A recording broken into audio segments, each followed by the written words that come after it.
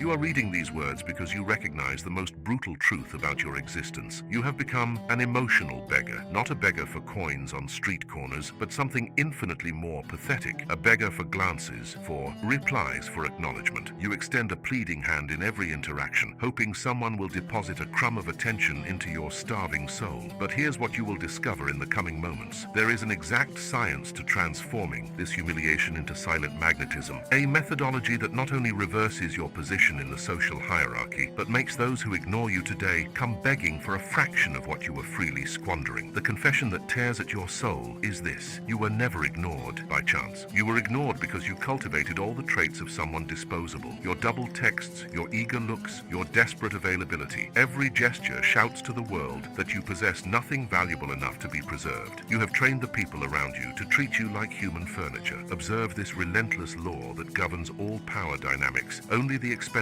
pursue. When you chase after someone, you publicly confess your inferiority. Each unanswered message you resend is a signed declaration that your dignity has a price, and that price is pathetically low. You have turned your vital energy into flyers handed out freely on the street. While you should be forging gold in silence, you squander precious time begging for validation from people who haven't even earned the right to judge your worth. It's like asking panhandlers for approval on your bank balance, but there is an even deeper betrayal that you commit against yourself. You believe you can feign scarcity and magically create value. This is the lie that keeps you trapped in the cycle of invisibility. Scarcity of nothing remains nothing. Worse, your performative scarcity is instantly detected by anyone with basic emotional intelligence. You try to apply strategies you read in seduction books or motivational videos, but you fail because you don't grasp the fundamental principle. Strategic scarcity only works when there is something genuinely scarce to offer. You are trying to sell air in empty bottles. The truth that no one has had the guts to tell you is that you live in permanent contradiction. Secretly, you are still desperate for validation, but you try to disguise this hunger with calculated behaviors of indifference. This internal incongruence manifests through micro-expressions, vocal tonality, and body language that betray your performance. When someone genuinely powerful practices scarcity, there is a brutally distinct qualitative difference. They are not pretending to be busy. They are engrossed in projects that force the world to pay attention. They don't obsessively check if they've been seen because their minds are captured by tangible accomplishments. They don't send double texts because their words carry weight when they finally emerge from productive silence. You have reversed the fatal sequence of power. You try to apply scarcity before building competence. It's like trying to charge a premium price for a non-existent product. The correct order is ruthless. First, authentic competence that generates genuine absorption. Second, organic scarcity that emerges from this absorption. Third, disciplined management of the success that inevitably follows. Observe the truly magnetic around you. They don't chase anyone because they first became someone worth pursuing. They don't need to feign indifference because they are genuinely fascinated by projects more significant than social drama. Their scarcity is not performance. It is a natural consequence of higher priorities. The most unforgiving law that will transform your existence operates in three distinct and relentless phases. First phase, total strategic disappearance for 90 days, not for theatrics, but for complete absorption in building specific and measurable competence. Second phase, gradual application of organic scarcity based on genuine occupation, not on behavioral scripts. Third phase, cold management. You have success when people finally start seeking you out, but here lies the mortal danger. 90% fail in the third phase. When they finally get attention, they rush to compensate for the period of scarcity by being excessively available again. It's like an ex-obese person who loses weight and then devours an entire box of donuts on the first day of success. The hierarchical metric you will employ is brutal but necessary. Immediate family receives 70% of your availability. Genuine friends, 40%. Casual acquaintances, 15%. People who have historically ignored you, 5%. This calibration demonstrates strategic discernment, not indiscriminate coldness. You will learn to allocate your attention as an investor allocates capital only where there is a guaranteed return. During the transition, you will face the darkest valley of transformation when you stop chasing but are not yet pursued. This psychological limbo destroys most. They interpret the initial silence as confirmation of their irrelevance and rush back to old patterns of emotional begging. You must cross this desert with the iciness of a general in hostile territory, the harshest reality that few can bear to hear. Perhaps you are genuinely ignored because you have not cultivated anything worthy of attention. In this case, strategic scarcity will only reveal your inner poverty more quickly. But this revelation is liberating. It forces you to stop feigning value and start genuinely building it. When you master all the phases, something extraordinary occurs. presence. Your presence becomes an event because it is underpinned by real competence. Your words gain weight because they emerge from productive silence. Your attention transforms into a reward because it comes from someone who clearly possesses other valuable options. The ultimate metric of success is simple and brutal. You completely stop measuring whether you are being ignored because you are too absorbed in important projects to notice. When your internal agenda becomes more fascinating than external validation, you have reached the territory where real power dwells. The journey you will begin now is not about getting attention. It is about becoming someone whose attention is worth earning. It's not about stopping being ignored. It's about choosing judiciously who deserves not to be ignored by you. The difference is the chasm between begging and reigning. Are you ready to abandon the pathetic performance of value in favor of the relentless construction of real value? Are you prepared to embrace productive solitude and transform it into calculated inevitability? The door is open, but only you can decide to walk through it. What you have not yet realized is that there is an invisible parasite devouring your life force every second. This parasite does not live in your body. It lives in your mind, and it feeds specifically on a substance that you produce in abundance, the compulsive need for external approval. This addiction to validation operates exactly like a drug. Each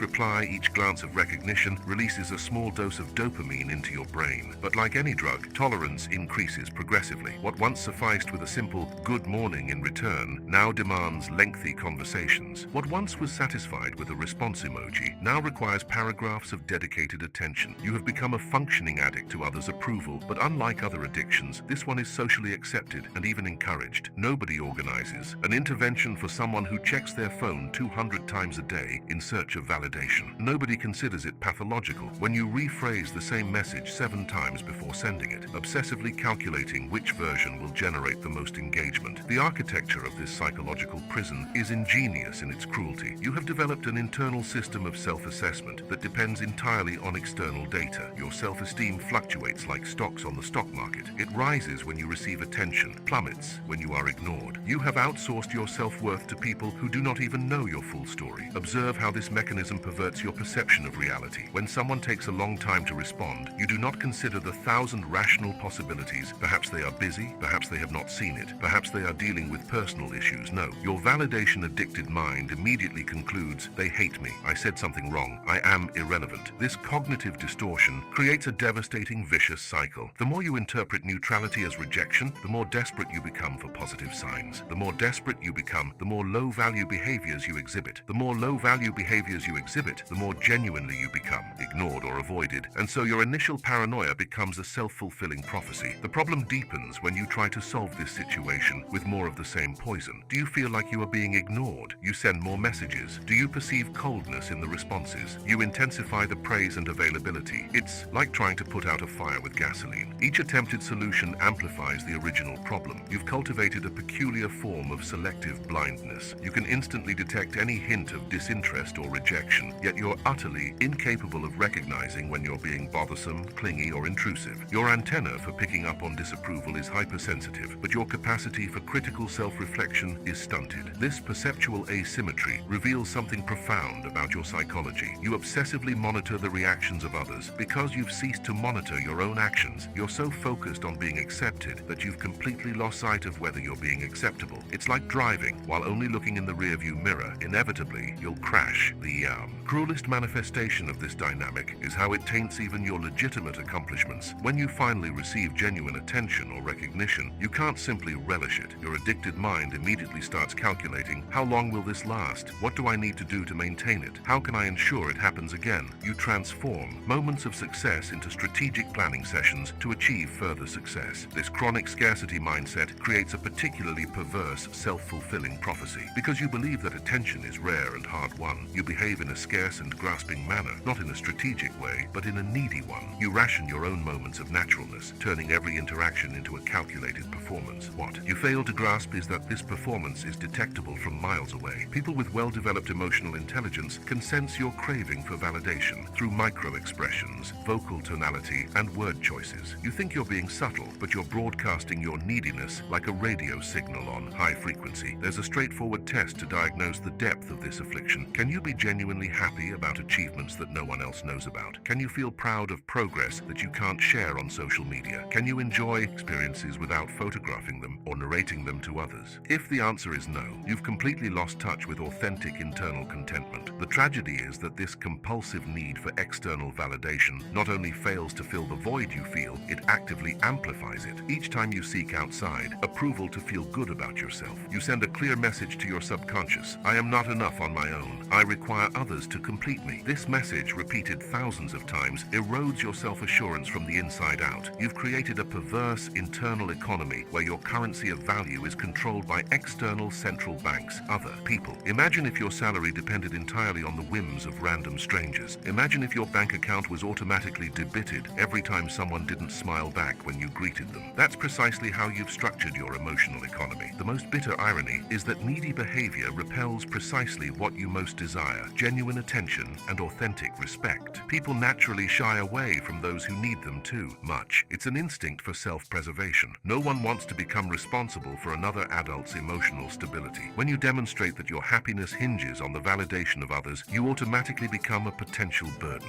This dynamic explains why your closest relationships frequently deteriorate. Friends, family members, and romantic partners begin to feel constant pressure to feed your need for approval. Every interaction becomes an opportunity where they might fail to give you the validation you secretly crave. Spontaneity dies, replaced by a careful dance around your fragile ego. Most devastatingly, this need for external approval sabotages your ability to make authentic decisions. You don't choose careers based on your genuine passions, but on which ones will garner the most social recognition. You don't express opinions based on your true convictions, but on which ones will generate the most agreement. You don't develop talents that genuinely intrigue you, but those that impress audiences. You've become an actor playing a character you think others want to see, and you've completely lost touch with the original script of your own life. The only escape from this invisible prison begins with a brutal acknowledgement. You've become addicted to a drug that not only fails to solve the underlying problem, but actively exacerbates it. And like any addiction, recovery requires first admitting that a problem exists, then accepting that you cannot control it with the same strategies that created it. Now that you recognize the addiction, you need to understand how it has turned you into a prime target for social predators and internal saboteurs. Every weakness you've developed in your desperate quest for approval has become an open doorway for those who know how to exploit human vulnerabilities. Your first fatal flaw is emotional predictability. You've become an open book where anyone even slightly astute can read your needs, fears, and triggers. When someone realizes that you crave validation, they automatically gain power over you. They can dole out approval like a drug dealer dispenses narcotics, giving just enough to keep you hooked, but never enough to fully satiate you. Observe how manipulative individuals operate this dynamic. They begin by offering copious validation, compliments, attention, apparent interest. You, starved for recognition, interpret this as genuine connection, but gradually they start withdrawing that validation, creating an intermittent reward schedule. Psychologically, this is the most addictive arrangement imaginable. You become psychologically dependent on these people because they control your emotional supply. Your second critical frailty is the inability to establish firm boundaries. Because you dread rejection above all else, you accept treatment that you should never tolerate. People consistently arrive late to your engagements. You excuse it. They ignore your texts for days. You find justifications. They make jokes at your expense in public. You laugh along to not ruin the vibe. Every boundary that you fail to defend signals to the world that you can be trampled upon without consequence. This absence of boundaries creates a devastating ripple effect. Respectable individuals who value integrity and reciprocity gradually distance themselves because they perceive that you don't value yourself enough to demand decent treatment. Simultaneously, predatory individuals approach because they identify in you an easy mark, someone who will tolerate disrespect in exchange for crumbs of attention. Your third vulnerability is the compulsion to over-explain yourself. When someone questions your decisions, you enter a mode of frantic justification. This need to elucidate every choice reveals something profound. You don't believe that your decisions are valid in their own right. You require external approval to legitimize them. Insightful people exploit this by making you explain yourself to exhaustion, undermining your confidence in your own choices. The fourth failing that renders you susceptible is your compulsive need to please everyone simultaneously. You attempt to be a social chameleon, altering your opinions and personality depending on who is present. But this strategy has fatal flaws. First, it's impossible to please everyone. Eventually, your contradictory masks collide. Second, intelligent individuals detect inconsistency and lose respect for those who lack a solid identity. Third, you become a slave to the expectations of others, completely forfeiting your authenticity. Your fifth vulnerability is the inability to endure silence or ambiguity. When a conversation falls quiet, you feel compelled to fill it with words. When someone is thoughtful or distant, instant, you interpret it as a sign that you've done something wrong and begin to probe obsessively. This compulsion reveals your internal anxiety and allows others to manipulate you simply by remaining strategically silent. Individuals skilled in power games exploit this relentlessly. They know that you can't stand unresolved tension, so they create ambiguity deliberately. They respond with terse phrases when you send paragraphs. They remain vague when you seek clarity. They maintain emotional distance when you attempt closeness. You, unable to tolerate this uncertainty, will always be the first to crack and seek resolution, usually by making concessions or assuming blame that isn't yours. Your sixth critical weakness is the tendency to assume responsibility for other people's emotions. When someone is in a bad mood, you automatically assume that you must have done something wrong. When a relationship is strained, you assume that you must fix it single-handedly. This propensity turns you into an emotional punching bag. People literally unload their frustrations on you because they know that you will absorb the blame without question. The seventh vulnerability is your compulsion to give more than you receive, hoping that excessive generosity will generate reciprocity. You offer unsolicited favors, unexpected gifts, unrestricted availability, all in the secret hope that people will feel obligated to reciprocate with attention and affection. But this strategy frequently produces the opposite effect. People begin to view you as convenient but not respectable, useful but not admirable. Your eighth failing is an inability to compete in a healthy manner. Because you so desperately crave acceptance, you avoid any situation where you might outshine others, fearing it will lead to rejection. You actively undermine yourself so as not to appear arrogant, conceal your achievements to avoid envy, downplay your talents to prevent intimidation. This self-sabotage ensures you remain unseen and insignificant. The ninth vulnerability that completely exposes you is your need for constant approval for every decision. You can't buy clothes without seeking multiple opinions. You can't choose a restaurant without consulting groups. You can't express a preference without checking if others agree. This reliance on external validation for basic choices reveals to the world that you lack faith in your own judgment. Your tenth and most devastating flaw is the inability to be alone with yourself without discomfort. You fill every moment of quiet with distractions, social media, television, music, pointless conversations, anything to avoid facing your own thoughts. This constant escape from yourself means you've never developed a solid inner identity. How can you have confidence in something you actively avoid getting to know? These interconnected weaknesses create a psychological profile that attracts predators like blood draws sharks. Narcissists identify in you a reliable source of narcissistic supply. Manipulators recognize someone who can be controlled with crumbs of approval. Toxic individuals perceive that you will tolerate mistreatment for fear of abandonment. Simultaneously, these vulnerabilities repel high-quality individuals who could genuinely enrich your life. Self-assured individuals don't want to carry the emotional baggage of someone who needs constant validation. Successful people steer clear of those who can't establish clear boundaries. Natural leaders don't respect followers who change their minds based on the prevailing social winds. The ultimate tragedy of these failings is that they reinforce each other in a downward spiral. The more you are exploited, the more needy you become. The more needy you are, the more vulnerable you are to exploitation. The more vulnerable you are, the fewer quality people want to associate with you. The fewer quality people in your life, the more you accept toxic relationships out of desperation. And so your original weaknesses amplify until you find yourself completely surrounded by people who use you, but none who genuinely respect you. The time has come to completely tear down the veil of romantic illusions you've cultivated about human nature. All your vulnerability stems from a fundamental lie that you've been sold since childhood, that people are basically good, that kindness breeds kindness, that if you treat everyone well, you will be treated well in return. This childish fantasy is the root of all your suffering. The reality that no motivational guru will dare confess is this: human beings are fundamentally selfish creatures who operate based on self-interest, not altruism. Every person in your life, including those you love, makes decisions primarily based on what benefits them personally. Genuine kindness exists, but it is rare and strategic, not automatic and unconditional. This understanding isn't cynicism, it's strategic realism. When you accept that people act out of self-interest, you stop interpreting behaviors through the lens of your own romantic projections and begin to see actual patterns. That person who ignores your messages isn't too busy. They simply don't see enough value in responding to justify the time investment. It's calculation, not circumstance. The first Machiavellian law that will transform your perspective. People respect strength and despise weakness, regardless of what they say publicly. When you demonstrate constant vulnerability, it doesn't elicit compassion, it elicits unconscious contempt. It's a primal automatic reaction. Weakness signals defective genes, limited resources, inadequate protection. As politically incorrect as it is to admit, we all carry evolutionary programming that makes makes us avoid association with the weak. Observe how people treat beggars versus how they treat successful entrepreneurs. The difference isn't just economic, it's visceral. There's an automatic deference to power and an instinctive avoidance of vulnerability. You will discover that when you project strength, even artificially, people unconsciously adjust their behavior toward you. They speak more slowly, make more eye contact, seek your approval instead of offering it freely. The second principle that will transform your understanding: people cherish what is costly and disregard what is free. Your constant availability, your unrestrained generosity, your boundless attention, all of this is seen as worthless precisely because it costs nothing to obtain. It's basic economics applied to human relationships. When you're always accessible, your accessibility becomes a disposable commodity. This principle explains why relationships where you are the most invested inevitably fail. The person who invests the least emotionally always holds the power because their approval is scarcer and therefore more valuable. When you demonstrate excessive interest, you automatically place yourself in the position of lesser worth in the relational dynamic. The third Machiavellian principle: people are constantly testing your boundaries to ascertain their hierarchical position. Every slight disrespect, every crossed line, every instance of lacking reciprocity is a test. When you fail to react appropriately, you signal that you accept a subordinate position. It's akin to animals establishing a pecking order: constant, subtle, yet relentless. That person who is always late isn't disorganized. They're testing whether you'll tolerate disrespect. Whoever ignores your messages for days isn't busy. They're gauging how much disregard you'll endure. Whoever makes jokes at your expense publicly isn't being spontaneous. They're establishing social dominance through ritualized humiliation. Each failed test solidifies your position as a subordinate in the social hierarchy. The fourth principle that will completely alter your approach: people follow leaders, not equals. Your ongoing attempt to be accepted through parity is strategically flawed. No one follows someone identical to them. They follow someone superior in some relevant dimension. Competence, confidence, resources, connections, knowledge. Something must elevate you above the norm to generate genuine admiration. When you try to be a nice guy who interacts as an equal with everyone, you become unforgettable to no one. People don't recount stories about interactions with average individuals. They don't recommend people without distinguishing qualities. They don't seek advice from those who don't demonstrate superiority in a relevant area. Your pursuit of acceptance through amicable mediocrity guarantees social invisibility. The fifth Machiavellian principle: people are motivated more by fear of loss than by the prospect of gain. When you are always available, eliminating any possibility of loss, you completely remove the psychological motivation to value you. Scarcity isn't manipulation, it's the creation of perceived worth through the genuine possibility of loss. This dynamic explains why relationships deteriorate when one side becomes entirely secure and predictable. Emotional security is important, but absolute security breeds complacency. When people know you'll always be there regardless of how they treat you, they cease to make an effort to keep you. It's fundamental human nature. The sixth principle that will reshape your social strategy: people judge value based on perceived scarcity, not on absolute quality. A diamond isn't objectively more useful than a glass of water, but it's treated as more valuable due to its relative scarcity. When your attention, time, and energy are abundantly available, they are perceived as being of low value regardless of the actual quality you offer. This means that even if you are genuinely talented, generous, and loyal, these qualities will be devalued if they are constantly accessible. The perception of human worth doesn't operate by absolute merit, but by relative comparison and perceived availability. The seventh Machiavellian principle: people respect those who control resources they want or need. These resources can be material, money, connections, opportunities, or they can be intangible, specialized knowledge, rare skills, access to exclusive experiences, but they must be something that others genuinely value and cannot easily obtain elsewhere. Your current strategy of trying to please through emotional availability fails because emotional support is a plentiful commodity. Anyone reasonably empathetic can offer a shoulder to cry on or encouraging words. To become valuable, you need to develop something scarce that others actively seek. The eighth principle that will revolutionize your understanding of social power: people are drawn to those who appear to have other options. When you demonstrate that you desperately need someone's approval, you reveal a lack of alternatives. This revelation of a scarcity of choices is repulsive because it suggests low social worth. No one wants to be someone's only choice. They want to be the chosen option among many possibilities. The fundamental shift that must occur in your mind is to stop viewing people as potential saviors from your loneliness and instead see them as business partners in ongoing negotiations of mutual value. Every relationship is an exchange. You offer something worthwhile in return for something valuable. When the exchange is too lopsided for too long, the connection naturally deteriorates. This perspective doesn't make you cold or calculating. It makes you realistic about how human connections truly function. Paradoxically, naturally when you stop trying to compel people to like you and start focusing on becoming someone genuinely worth knowing. You naturally attract more authentic interest and respect. The change in mindset from "what can I do to be accepted" to "what can I offer of value" marks the beginning of your transformation from emotional beggar to person of influence. With the Machiavellian principles now etched into your consciousness, it's time to systematically construct the archetype that will supersede your needy and vulnerable version. This new you won't be born by chance or good intention. It will be forged through calculated decisions and relentless discipline applied in every micro-social interaction. The first tenet of your new identity is absolute rationality in all relational decisions. This means you completely cease making choices based on momentary emotions, romantic hopes, or irrational fears. Every choice, whom to converse with, how much time to invest, what level of intimacy to permit, will be based on a frigid cost-benefit analysis and return on emotional investment. When someone reaches out after ignoring you for weeks, you don't respond based on the elation of finally receiving attention. You analyze, what is the real worth of this person in your life? What do they offer that you cannot obtain elsewhere? Why are they communicating now? Your response will be calibrated based on these strategic considerations, not on gratitude for crumbs of attention. The second tenet is controlled emotional detachment, not an absence of feelings, but absolute mastery over their expression. You will cultivate the ability to feel anger, sadness, joy, or excitement internally, without these states being detectable externally. This emotional facade is not dishonesty, it's power. When people cannot decipher your internal states, they cannot manipulate you through your emotional reactions. This detachment manifests specifically in your communication. Your messages become precise, economical, devoid of unnecessary exclamations or emojis that reveal excessive enthusiasm. When someone tries to provoke you, your response is measured and factual. When they attempt to flatter you, you accept the compliment without gushing. When they try to ignore you, you genuinely do not react because you are too busy with higher priorities to notice or care. The third tenet is the meticulous development of respectable competence in a particular area. You will select a domain, intellectual, physical, creative, financial, or social, and invest obsessively in becoming indisputably above average in this area. This competence cannot be feigned or exaggerated. It must be real, quantifiable, and recognizable by others. If you choose intellectual competence, you will develop profound knowledge in specific topics that genuinely captivate you. You will read voraciously, think critically, and form reasoned opinions that you can defend with evidence. If you choose physical competence, you will train with discipline until you attain a physique that demonstrates superior self-control and dedication. If you choose creative competence, you will practice until you produce work that others genuinely admire and seek out. The fourth tenet is steadfastness in the face of social tests and external pressures. You will develop extreme tolerance for ambiguity, silence, rejection, and criticism. When people try to test you through subtle disrespect, you will not react emotionally. You will simply adjust your level of investment in them downward. When they try to goad you into revealing insecurities, you will remain impassive because you genuinely do not feel threatened by the opinions of people who have not earned the right to judge you. This steadfastness extends especially to your tolerance for solitude. You will transform moments alone from punishment into reward. You will cultivate personal projects so captivating that you will prefer working on them to participating in unnecessary social drama. Your personal schedule will become so rich that social invitations will be evaluated rigorously. Only activities that genuinely add value to your existence will receive your precious time. The fifth pillar is the strategic economy of attention and energy. You will implement a strict hierarchical system where different people receive different levels of access to you. Close family and genuine friends who have demonstrated loyalty and worth receive significant investment. Casual acquaintances receive basic courtesy but no extra effort. People who have historically disrespected you receive minimally polite treatment but zero emotional energy. This prioritization isn't cruelty. It's a realistic acknowledgement that you possess limited resources and must allocate them where they yield the greatest return. When you stop wasting energy on people who don't appreciate it, you automatically have more energy to invest in relationships that genuinely matter. The sixth pillar is the constant projection of having other options. Even when you don't have specific plans, you will never appear desperate for company or validation. Your replies hint at a busy schedule. Your invitations include alternatives that demonstrate you are not dependent on a specific answer from a specific person. Your body language and vocal tone communicate that you are fine on your own and that interacting with others is a choice, not a need. The seventh pillar is precise and economical communication. You will completely eliminate excessive explanations, unnecessary justifications, and the pursuit of validation through words. Your opinions will be expressed as factual statements, not as attempts to persuade others. When questioned about decisions, you will offer the minimum explanation sufficient for clarity, but you will not feel compelled to justify every choice to every every person. This verbal economy extends especially to conflict situations. You will not engage in emotional arguments or attempts to make others understand your point of view. You will state your position once, clearly, and then disengage from unproductive discussions. Your energy is too valuable to be squandered trying to convince people who have already decided not to be receptive. The eighth pillar is the development of extreme strategic patience. You will learn to wait months or years for results instead of seeking instant gratification. This patience will apply especially to relationships. You will allow people to demonstrate their true worth through consistent actions over time, rather than believing in momentary words or gestures. The ninth pillar is the maintenance of personal mystery. You will share details of your life in a calculated and gradual manner, never revealing everything immediately. People will receive access to your inner layers based on the value they demonstrate and the trust they build over time. This reserve isn't game playing, it's legitimate protection of your privacy and the maintenance of interest through progressive revelation. The 10th and final pillar is the complete acceptance of the possibility of permanent solitude. You must genuinely be willing to live alone before you can attract quality companionship.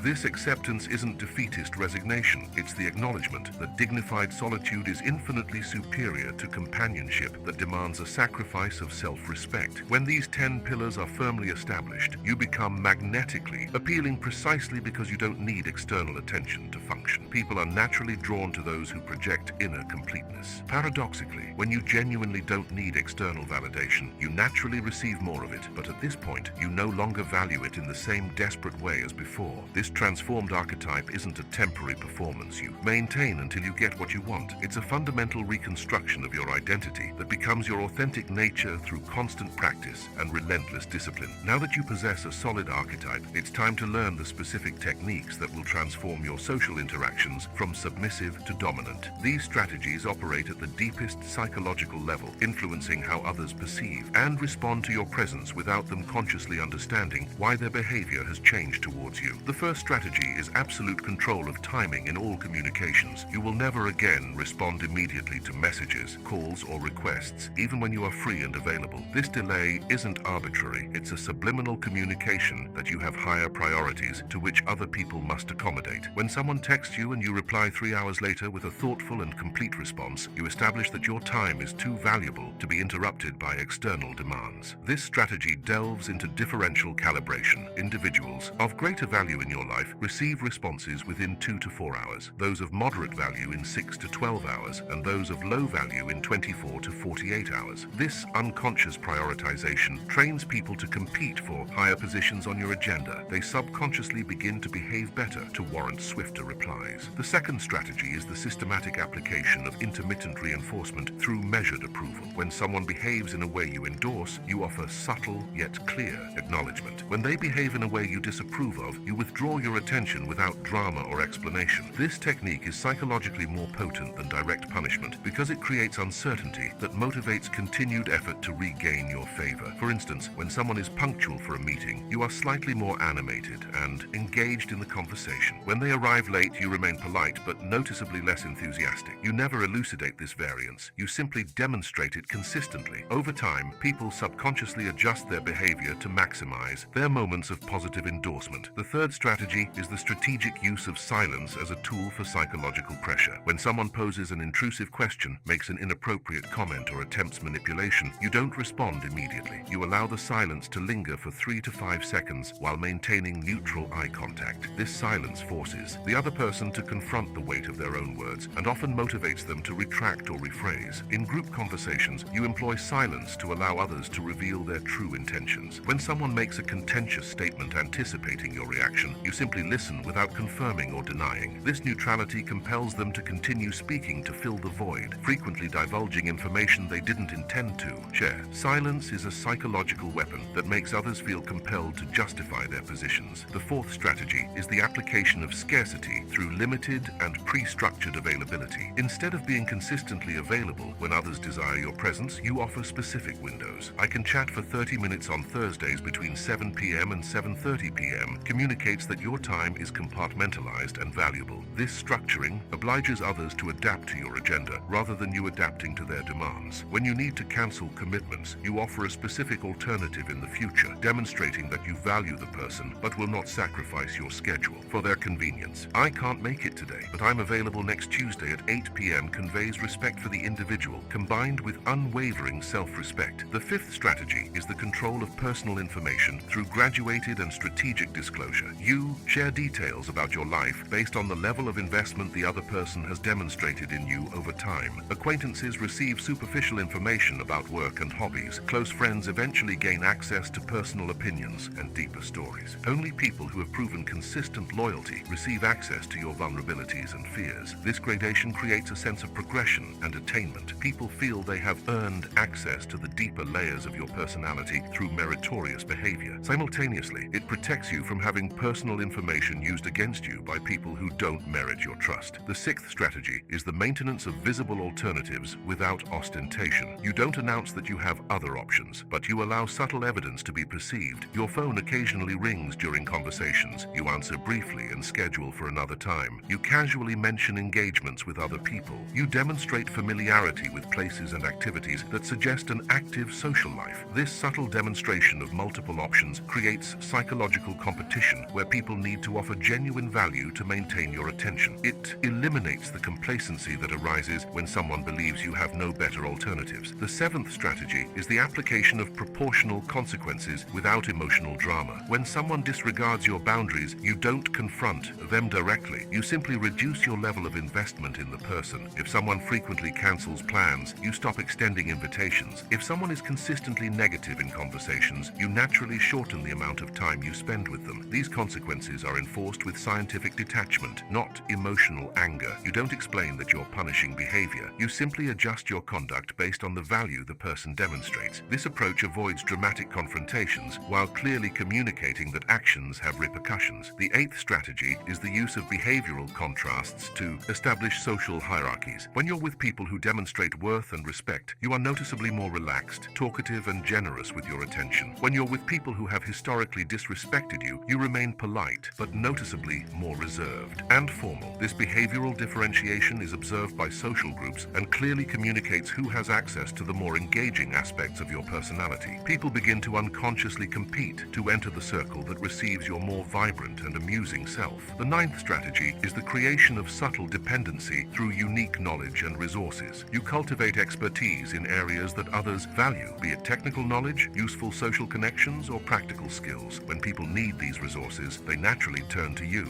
creating a dynamic where you offer value they can't easily obtain elsewhere. You offer this value generously but not freely. There is always an implicit reciprocity expected. It's not an explicit transaction, but a mutual understanding that assistance generates a social obligation for future reciprocation. The 10th strategy is the maintenance of mystery through demonstrated competence without complete explanation. When you exhibit superior skills or knowledge, you don't explain in detail how you acquired them. You allow others to speculate about your background and preparation. This mystery creates fascination because people are naturally curious about competence they don't fully grasp. These strategies, applied consistently and simultaneously, create a psychological gravitational field around you where people naturally behave in a more respectful and attentive manner. It's not malicious manipulation. It's the establishment of behavioral patterns that elevate the quality of your social interactions. Having mastered the fundamental psychological strategies, you must now understand the most potent weapon in your relational arsenal: genuine indifference. This isn't about feigning that you don't care. That's an easily detectable performance. It's about cultivating real emotional detachment from the outcomes of your social interactions, creating a psychological state where you genuinely don't need external validation to maintain your internal equilibrium. Authentic indifference stems from perceived abundance. When you possess multiple sources of fulfillment, fascinating personal projects, developed skills, quality relationships, progressive goals, no individual interaction carries disproportionate emotional weight. A conversation that ends poorly doesn't ruin your day because you have 10 other sources of fulfillment. A person who ignores you doesn't affect your self-esteem because you don't depend on their validation to feel valuable. This abundance must be built systematically. You will develop 5 distinct areas of personal gratification that operate independently of social approval. It might be technical mastery in a professional field, measurable physical progress, artistic creation that genuinely fills you with pride, profound knowledge in topics that fascinate you, or the accumulation of financial resources that augment your autonomy. The crucial point is that these sources of satisfaction don't rely on other people recognizing or validating your progress. When you genuinely don't need external approval because you have sufficient internal sources of self-worth, your indifference becomes detectable and magnetic. People instinctively sense when someone isn't desperate for their approval, and paradoxically, this motivates them to seek that approval more intensely. The tactical application of indifference starts with rigorous emotional calibration. When someone attempts to provoke you, insult you, or make you react emotionally, you respond with clinical curiosity rather than defensiveness. Interesting perspective, or I understand your point, followed by a natural shift in topic, communicates that their words hold no power to alter your emotional state. This response disarms people because it removes the psychological reward they were seeking through provocation. In conflict situations, your indifference is displayed through complete emotional disengagement. You don't attempt to win arguments, prove points, or make others grasp your perspective. You simply state your position clearly once and then withdraw from the discussion. I understand that's how you see it. I see it differently, followed by silence or a change of topic, demonstrates that you don't need consensus to uphold your convictions. This approach is psychologically devastating for individuals accustomed to controlling others through emotional theatrics. When their usual methods of manipulation fail to elicit a reaction, they often intensify their efforts, revealing their true colors in the process. Your consistent indifference forces masks to slip and authentic personalities to surface. Strategic. Indifference is especially useful when dealing with criticism or attempts to diminish your self-worth. When someone criticizes your choices, appearance, decisions, or skills, you receive the information without emotional reaction. If the criticism contains valid elements, you thank them for their perspective and consider implementing improvements. If it's merely an attempt to belittle you, you simply acknowledge that you've heard them without defending yourself or retaliating. This neutrality in the face of criticism is incredibly potent because it removes all the emotional gratification that the critic hoped to receive. Most people criticize others to feel superior or to provoke a defensive response that confirms their ability to emotionally affect someone. When you remove this reward through genuine indifference, they cease trying this behavior because it doesn't yield satisfying results. In the context of romantic relationships or close friendships, indifference doesn't imply constant emotional coldness. It means that you don't alter your mood, plans, or self-esteem based on the other person's moods, whims, or approval. You offer affection and attention when you genuinely want to offer it, not when you're trying to obtain something in return. You maintain your standards and boundaries regardless of how others react to them. This emotional stability is appealing because it offers a sense of security. People know that you won't become emotionally erratic based on external circumstances. They can rely on your personality being consistent, irrespective of social pressures or temporary setbacks. The application of indifference in professional settings demands careful calibration. You demonstrate competence and professionalism without seeking constant validation from supervisors or colleagues. When your work is criticized, you focus on the technical aspects of the critique rather than interpreting it as a personal attack. When you're praised, you simply express gratitude without unnecessary effusiveness that suggests a craving for approval. This professional approach establishes a reputation for emotional competence and maturity. People prefer to work with individuals who don't need to have their emotions managed alongside technical tasks. Your indifference to office politics and the mood swings of others makes you a valuable team member and a potential leader. In social groups, your indifference is expressed through voluntary participation rather than desperate attempts to fit in. You contribute to conversations when you have something genuinely intriguing to add, not to fill awkward silences or prove your worth. You participate in activities that genuinely interest you, politely declining those that don't add value to your life. This social selectivity communicates that your time and energy are valuable resources that you allocate deliberately. People begin to compete for inclusion in your activities because they recognize that you don't require their company to be content. This scarcity of your social availability makes you more desirable. The metric for evaluating your progress in developing genuine indifference is simple. You stop monitoring how others respond to you because you're genuinely engrossed in more significant activities. When you stop obsessively checking if people liked your posts on social media, stop counting how quickly people respond to your messages, stop analyzing whether someone seemed enthusiastic enough during conversations, you've achieved genuine indifference. This psychological freedom is transformative because it redirects massive amounts of mental energy from social monitoring to productive activities. When you're not constantly wondering what others think of you, you can focus entirely on becoming a person worth thinking positively about. The distinction between genuine indifference and hostile withdrawal is critical. Genuine indifference maintains basic courtesy and respect for others while simply not being emotionally invested in the outcomes of interactions. Hostile withdrawal is a defensive reaction that still reveals emotional investment. You still care enough to be deliberately cold or dismissive. True indifference is characterized by emotional neutrality. You treat people with appropriate politeness based on their demonstrated worth and behavior, but your emotional equilibrium doesn't fluctuate based on how they treat you. This consistency is what makes indifference indifference such a potent social tool? It's predictable enough for others to understand, but independent enough to command respect. When properly applied, indifference becomes a self-reinforcing cycle. Because you don't need approval, people are more inclined to offer it. Because you don't chase attention, people are more likely to offer it willingly. Because you aren't reliant on others for emotional stability, they find you more appealing. As company, your self-reliance becomes a magnet that draws people toward you while simultaneously ensuring you remain selective about who deserves your investment. The power of indifference only becomes fully solidified when you master the most dangerous adversary you'll face, your own primal urges. Your evolutionary instincts were calibrated for survival in small tribes thousands of years ago, but now systematically sabotage your social standing in the modern world. Every impulsive emotional reaction is a public confession of weakness that social predators immediately exploit. Your primitive brain interprets social rejection as a life-threatening situation because, evolutionarily, expulsion from the tribe meant certain death. When someone ignores, insults, or disrespects you, ancient alarm systems trigger automatically, flooding your body with cortisol and adrenaline. You feel a physical urgency to react, to defend yourself, retaliate, explain yourself, plead for reconciliation. These reactions are precisely what manipulative individuals hope to provoke. The fundamental transformation that must occur is recognizing these impulses as flaws in your mental software, not as valid information about reality. When someone tries to goad you and you feel anger rising, pause and observe. My primitive brain has detected a social threat and wants me to react defensively, but I am a rational being who can choose a more strategic response. This clinical observation of your own internal states creates crucial space between stimulus and response. Within this space lies all your power of choice. People who react automatically are predictable and therefore controllable. People who observe their impulses and choose strategic responses are unpredictable and therefore respected. The fundamental technique for mastering reactivity is the forced pause protocol. When you feel a strong urge to react emotionally to any situation, you immediately implement a pause of 5 deep breaths before any response. During these breaths, you ask yourself, which response best serves my long-term interests? Not which response will alleviate my immediate emotional tension? This pause should become automatic in all emotionally charged situations. Someone insults you, 5-breath pause. You receive criticism you consider unfair, 5-breath pause. You are ignored or rejected, 5-breath pause. This simple discipline will eliminate 90% of your impulsive reactions that make you appear weak or desperate. During the pause, you calibrate your response based on a clear hierarchy of priorities. First priority, maintain your dignity and social standing. Second priority, extract useful information from the situation. Third priority, apply appropriate consequences if necessary. Fourth priority, preserve relationships that hold genuine value. Last priority, satisfy your emotional need for an immediate response. This prioritization ensures that you never sacrifice important interests for temporary emotional gratification. When you prioritize dignity over the need to be understood, you stop over-explaining yourself. When you prioritize social standing over immediate harmony, you stop accepting disrespect to keep the peace. When you prioritize information over validation, you stop trying to convince people and start observing how they reveal their character through their actions. Impulse control especially extends to managing a wounded ego. When someone questions your competence, intelligence, or worth, you'll feel a primal urge to prove them wrong through verbal or behavioral displays. This impulse is a deadly trap. People who constantly need to prove their value communicate insecurity, not proficiency.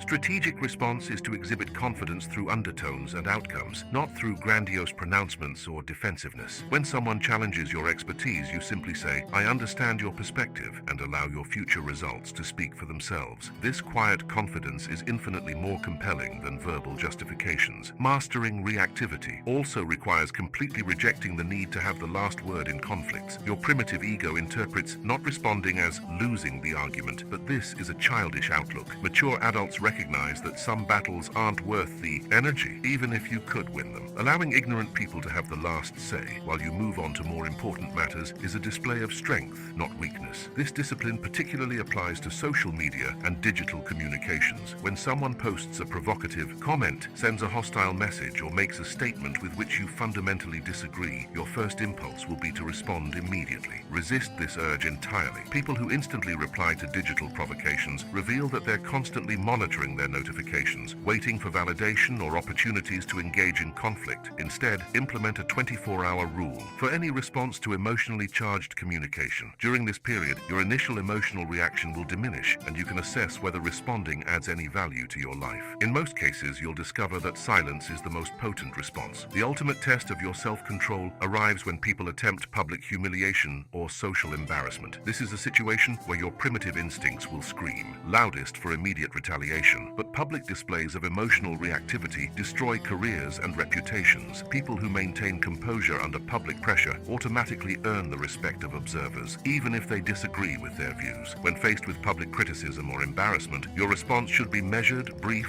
and focused on facts rather than feelings. I understand you see it that way. I have a different perspective based on my experience, followed by an immediate change of topic, demonstrates unwavering confidence. People who cannot destabilize you publicly are perceived as leadership material. Physical control is also a crucial component of emotional mastery. Your facial expressions, body posture, and tone of voice betray your internal states even before you speak. Practice maintaining a neutral facial expression and relaxed posture, especially during challenging conversations. Practicing in front of a mirror is useful here. Rehearse discussing controversial topics while observing yourself maintain physical composure. Breath control is a fundamental tool for managing internal reactivity. When you feel emotional intensity rising, immediately switch to slow, deep breathing through your nose. This activates the parasympathetic nervous system and counteracts the fight or flight response. People subconsciously monitor the breathing patterns of others and interpret calm, controlled respiration as a sign of confidence and power. The most advanced technique for managing reactivity is to reframe challenging interactions as opportunities for growth rather than threats to your ego. When someone tests your limits, instead of seeing an assault, see a chance to demonstrate your fortitude. When someone critiques your work, instead of feeling defensive, see an opportunity to extract valuable feedback or display grace under duress. This reframing requires practice, but transforms your relationship with difficult situations. Instead of fearing confrontation, you begin to welcome it because it grants you chances to demonstrate your enhanced emotional control. Each situation where you maintain composure under pressure builds your reputation for strength and reliability. The ultimate objective isn't to become an emotionless robot, but to become a person who chooses their emotional expressions deliberately rather than being controlled by unconscious impulses. You still experience anger, frustration, excitement, and joy. You simply choose when and how to express these emotions based on strategic considerations rather than immediate urges. Once you master this level of self-control, people begin to see you as unshakable. They recognize that you won't be manipulated through emotional baiting, controlled through criticism or praise, or destabilized by social pressure or temporary setbacks. This reputation for emotional invincibility becomes a self-fulfilling prophecy, elevating you above the typical social dynamics where most people remain trapped in reactive patterns. Your ability to remain centered when others lose their composure automatically establishes you as a figure of authority and stability. People naturally gravitate towards those who can maintain mental clarity during emotional storms. This steadiness becomes your hallmark, distinguishing you from the masses who react impulsively to every social stimulus. With your reputation for emotional invincibility established, you'll face the most brutal test of your transformation: extended periods of chaos where multiple pressures converge simultaneously to shatter your newfound identity. Financial crises, deteriorating relationships, health issues, professional failures, social rejections, all arriving at once, as if the universe is systematically testing every facet of your newfound strength. These periods are neither coincidence nor bad luck. They are a natural consequence of your transformation. When you cease accepting mediocre treatment, some people permanently distance themselves. When you establish higher standards, certain opportunities that depended on your previous subservience vanish. When you stop being predictable and controllable, systems that relied on your predictability become destabilized. Your evolution forces a reorganization of your entire social and professional reality. Most people falter precisely at this moment. Facing multiple simultaneous losses, they interpret the chaos as evidence that their new approach is flawed. They retreat back to old patterns of submissive behavior, desperate availability, and approval seeking. It's like a person on a diet who,